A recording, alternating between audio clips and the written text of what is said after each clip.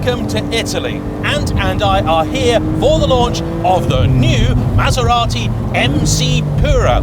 And if it looks quite familiar, that's for very good reason. That is because this is the world's mildest facelift of the Maserati MC20, the controversial supercar which marked the firm's return to the segment after a few decades off. But with the MC20, it was a car that Ant loved and I did not. This car now being very similar to its predecessor, is it enough to convince me? And perhaps even more importantly, is it a car that might actually convince Ant to buy one? Well, find out in today's episode of JayEmm and Friends.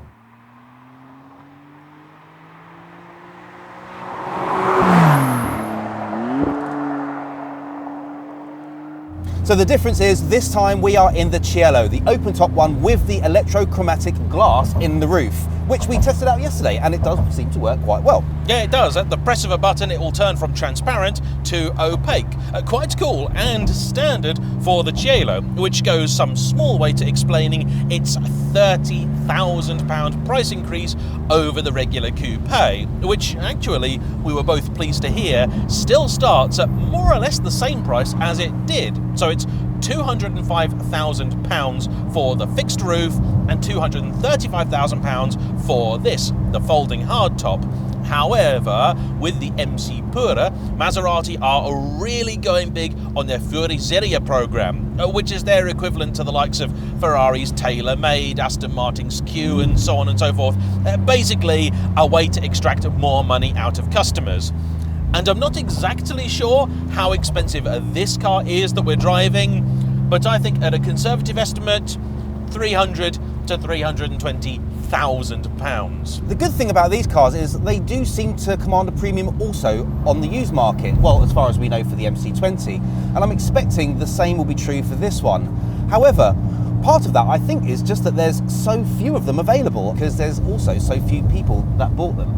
Yeah, the MC20 was not exactly a runaway hit, and I think that had to do with a lot of factors. And yesterday I did ask them how many they actually sold, and they said over 2,000, by which I don't think they mean 10,000, I think they mean closer to 2001. Now, in the Cielo's defense, it was also introduced a little while after the coupe, and 2020 was just not a great time to introduce any car, let alone a fancy high-end Italian-made supercar. Since then, the years, I think, have been kind to its looks because I don't think it's really aged in any significant way over the course of 5 years.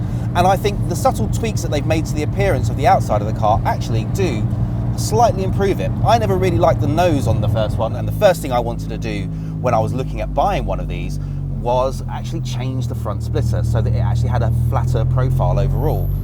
Now this one actually looks a lot better. It's got a much flatter side profile on the front splitter, although it still does turn up a little bit, but I think that's more for practicality reasons so that you can actually make it over a speed bump. Now the front end that I really like is on the GT2 Stradale, but yeah, that's a whole other ball game. Yeah, we'll talk about that a bit later. Ant and I always have this argument.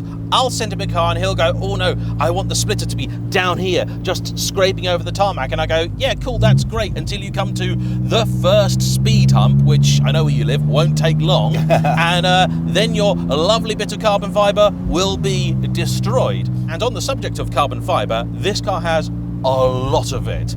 And the odd thing is that all the stuff you can see is the optional bit. So this car's got all the full packs for it, so the exposed lower front end, the aforementioned carbon fibre racing wing, the diffuser, the side skirts, they're all carbon. But so are things like the doors, the boot lid, the other boot lid, which has got to be one of the most pathetically useless storage spaces I've seen since the Jaguar XJ220.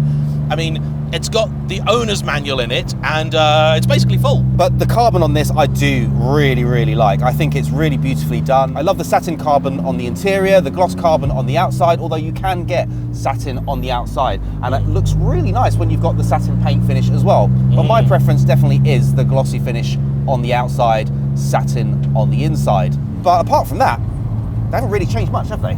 No, and even in terms of the looks, it has been a very, very subtle revision. So from the front, it's just a little sharper. The rear has also been revised. The diffuser is a little more aggressive, but the side profile is largely the same, unless you go for the optional racing spoiler, which this car has in exposed carbon fibre. And I actually really like that. To me, it gives that little kick to the back of the car that I really like, and I've always adored that on cars such as the F355, the Lotus Evora 400, various Aston Martins. You know, to me, it's just a little kick at the back. You don't always need the great big wang, but just something there. It's nice, and I think just a bit of a flourish.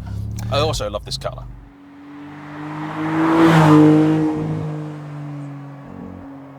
Yeah, now this colour, the exterior, it's called AI Aqua Rainbow, and it's spectacular. It looks good in pictures, I know, but when the light hits it, it has a bit of a sort of petrol spill vibe about it, so you get shades of orange, green, purple. Last night we were doing a bit of a walk around at the hotel with it, and when they put a light on it, a bit of a spot, you could see everything happening in the paint, and it was amazing. I've got to say, I like this colour a lot. The inside, it's a bit less of me though, because one of the big changes for MC Pura, the new default interior is Alcantara on basically everything. Before leather, now this. Yeah, I love it. James, you're wrong.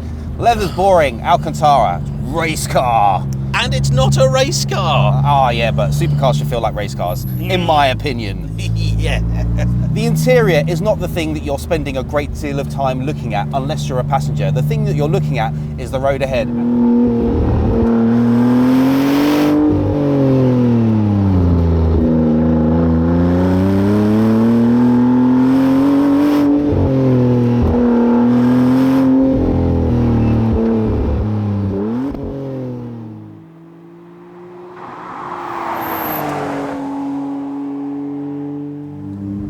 Well, it looks like you're enjoying yourself. Now, I'm going to be doing a video over on the main channel, which will include all of my thoughts on the car's dynamic prowess. But what are yours? Well, the first thing I've got to say is the thing that I don't like about it.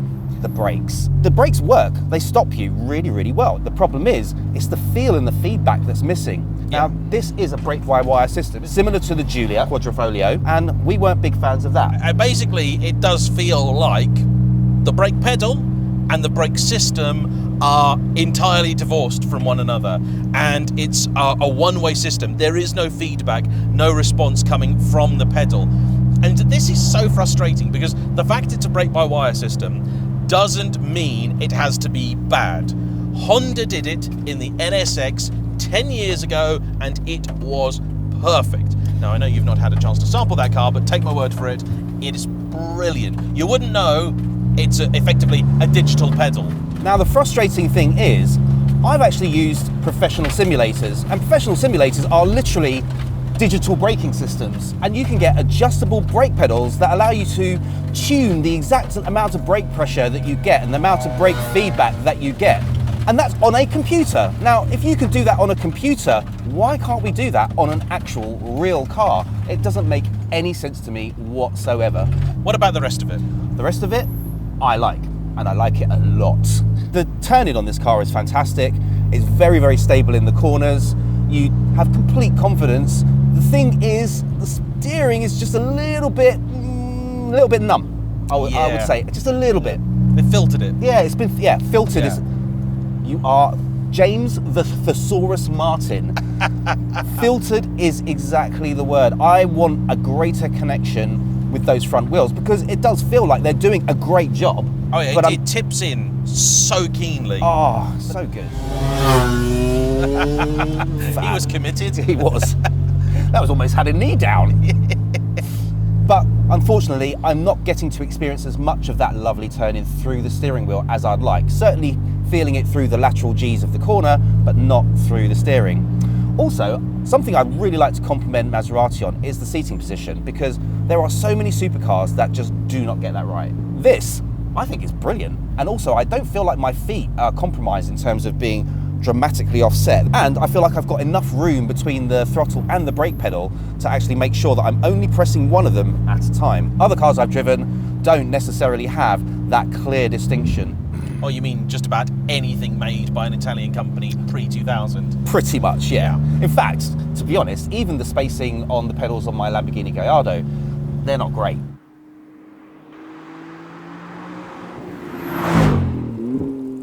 The one thing that I think this car does also lack is a sense of danger. It's very stable. Its spice level is mild. Yes, exactly. I think the average driver would go through bends faster in this than in a 296.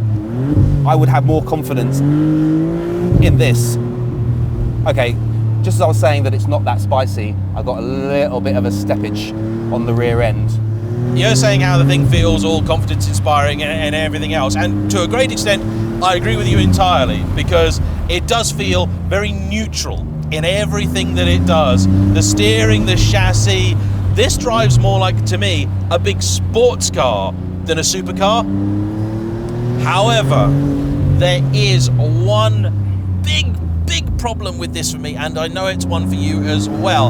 And frustratingly, this is also something that was an issue with the Alfa Giulio Quadrifoglio. Down here, we've got a little wheel, which is, to be honest, quite frustrating, and it's your mode selector. It's got a screen in it, and the whole thing is totally unnecessary. It's a bit unresponsive, it's not particularly nice to use. Now, you've got wet, kind of self-explanatory, GT, which is designed to be, of course, your long-distance cruisy mode, effectively the equivalent of comfort. Then you've got sport and Corsa. Now, in each of these modes, you can override the suspension a little bit, so you can go one mode backwards. So if your default is medium, you can go to soft. If your default is hard, you can go to medium. And in Corsa mode, Maserati tell us, and the car tells us, there is no traction control. And that is the same gripe that I had with the Quadrifoglio, because the mode in which you get all the power, although in this I don't feel that it's pulling the power a great deal. Nope. The Giulio Quadrifoglio didn't actually give you all the boost and all the power unless you were in race mode. Quite frankly, that was terrifying, because it also has no traction, just like this. And that for me is frustrating, because the gear changes in Corsa are better. They are slightly sharper, slightly faster. They give you a bit of a tap in the back, a bit more so than in sport mode. And that's the mode that I want to be in, but I don't want to be in that mode and be terrified that I'm going to be basically sending it off the edge of this cliff. And with a really boosty engine such as this, I think you want to know that you can put your foot down, and if things do go a little bit squirrely, the car's got you, and it's not 2000 anymore. You can't just say, oh, well, if you're not man enough, deal with it. All of the high-end supercars, the traction control system is what makes them actually still usable. It's what makes 800 horsepower less scary than 400 horsepower used to be.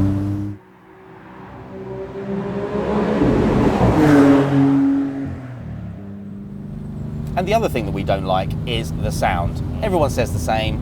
There isn't really a lot you can do about it other than just make it louder, but you can't make it any nicer. And I think that is the big letdown on this car, because the 296 has a V6 turbo, and somehow they've made a car that I think is the best sounding V6 I've ever heard. And when you make it louder, it sounds even better. Yeah. Now, there's a couple of things going on here. First off, Ferrari always put effort into making their cars sound good, because they understand how important that is. It's something McLaren also suffered from for a very, very long time, and arguably still do. Their cars just don't sound as good as they should. And so the McLarens are also, like a Ferrari, a flat plane crank V8. Now here we've got something even more disappointing going on, because in the new Ferrari 296, the engine, like in the McLaren Artura, is a 120-degree V6. Now, every engine configuration, if it's a V, has a particular bank angle that is naturally correct for it. And in a V6, that is something at 60-degree intervals. So either your traditional V6, like in the Nissan GTR and the Nismo, they're a roughly 60-degree V. You could then have a 180-degree V, or a boxer layout, like, for example, a Porsche engine. Ferrari then have gone with a bit of a compromise, a 120-degree angle, which is quite unusual to see in a road car. I think some race cars have had it, but you don't often see it. But for them, it made sense on account of how they were going to package the thing. This has a 90-degree V6, and the only reason a 90-degree V6 ever existed is because they're built when you had a V8 which wants to be 90 degrees, and then someone's lopped off the 2 cylinders at the end. The frustrating bit is that Jaguar did the same thing with the F-Type, and their V6 still sounds good. Now maybe that's because it doesn't have turbos to deal with, it has a supercharger instead.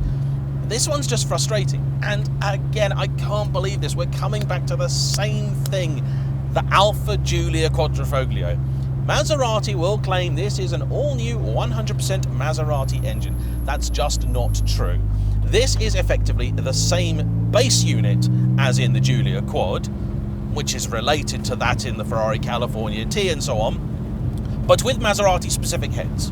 Yes. So they have this fancy pre-chamber combustion technology, which they're very, very keen to point out is Formula One, and it's very kind of the Maserati Formula One team to let the road guys have that. But it's just not soulful, No. is it? No, and that for me is where it lacks, in that emotion. And that for me is something that Italian cars are best known for, their emotion.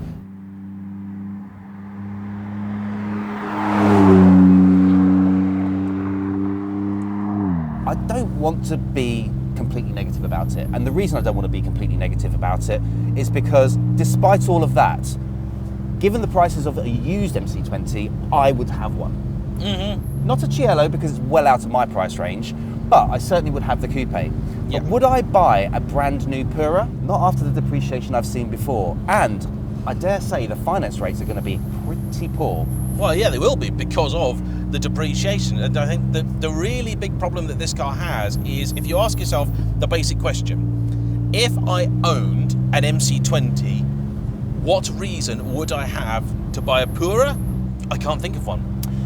Honestly, I would genuinely prefer to buy a coupe version of the MC20, take the extra money, spend that on a 7 design body kit, obviously against your approval, and on an Overtake exhaust. Yeah. And honestly, I would think that that car at that point is, for me, fantastic. Not perfect, but a fantastic car. This car does look like a £250,000 supercar to me. And I think it's a shame that actually they do depreciate so much. Do you know what I think it's actually quite like? And the last time we drove an MC20, we compared it with the Honda NSX. And that was on account of the fact that it was very expensive when new. People didn't think it could justify the cost. Therefore, it depreciated heavily. But I think in the coming decades will become appreciated once more, particularly because it's going to be so rare. Yep. This car, having driven it a bit more now, it actually reminds me of a grown-up Alfa 4C. Ah, interesting. I didn't think about that, but that's partly because I've never driven a 4C, so I couldn't comment. And you'd love the 4C. Imagine this, but smaller, believe it or not, even less boot space than this already has, and an even cheaper interior. It's got switches from a van for the HVAC. It's really, really bad. I mean, I don't like the Alfa Giulia wheel this one's got, but never mind that. And it's also got an engine that people say just isn't quite good enough for the money they were charging, but carbon fibre tub, exotic looks, and I think anybody would be very happy to have this on their driveway or in their garage. And if I was someone who had the wealth to hold a significant car collection, this would be one that I'd want to hold in it. And it would be a car to hold, I think, because of its future rarity. A bit like some of the cars that in the past nobody wanted, then later on everybody wanted because you couldn't have them. And I think this has the potential to be that.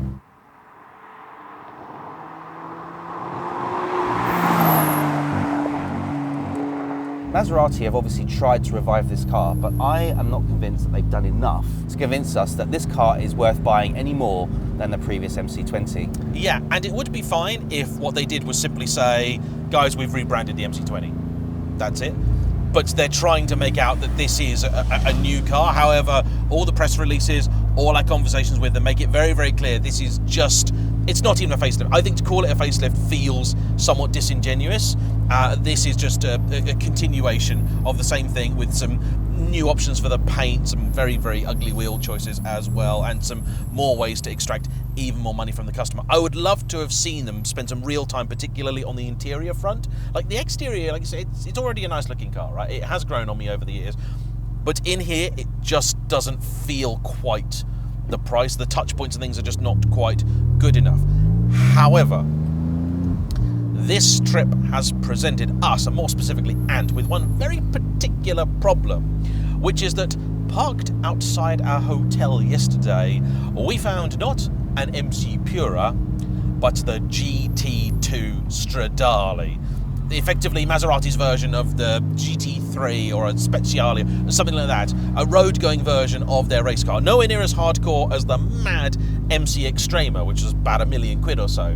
This is closer to £300,000. So in the world of the supercar, more like mortal money. And you know what? In photos, I was a bit doubtful, but that was stunning. And I had an opportunity to sit in the GT2 Stradale, and I genuinely fell in love with it. Looking at it, it is all me. It is race car. It's got louvers and slots and slats and vents everywhere. It's got carbon fibre on carbon fibre on carbon fibre. It's everything that I want in a car. I actually kind of fell in love just with how it looks. I would want to just sit there and just look at that car. Yeah, I think even for me, do you know what?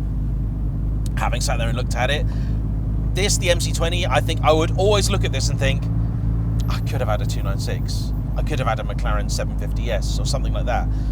But with the GT2, I would look at that and go, yeah, I don't care your GT3 RS is faster. I don't care. This is cooler. Yes. Much cooler.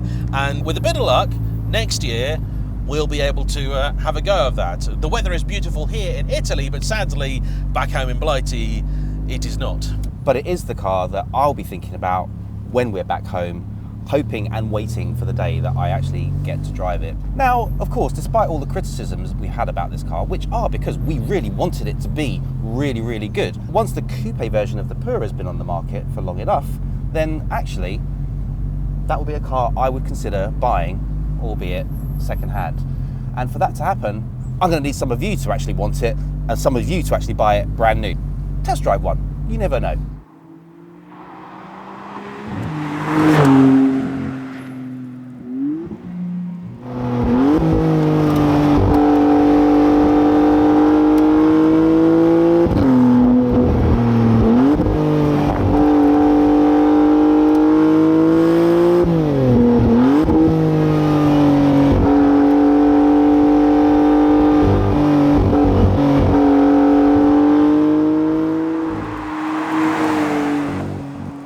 But overall, I want to say a huge thank you to Maserati for having us out here and allowing me to be able to drive and make content with this for the JayEmm and Friends channel. It's your first press launch, isn't it? It is indeed, yes. And I've thoroughly enjoyed it, and I really, really appreciate all of the hospitality they've provided. Of course, that hasn't affected my desire to be honest about this car, because we do think that there are ways in which it could be improved, and I really genuinely hope that Maserati continue to develop this car and this platform into something that sounds great into the future and provides that additional fizz that James is looking for.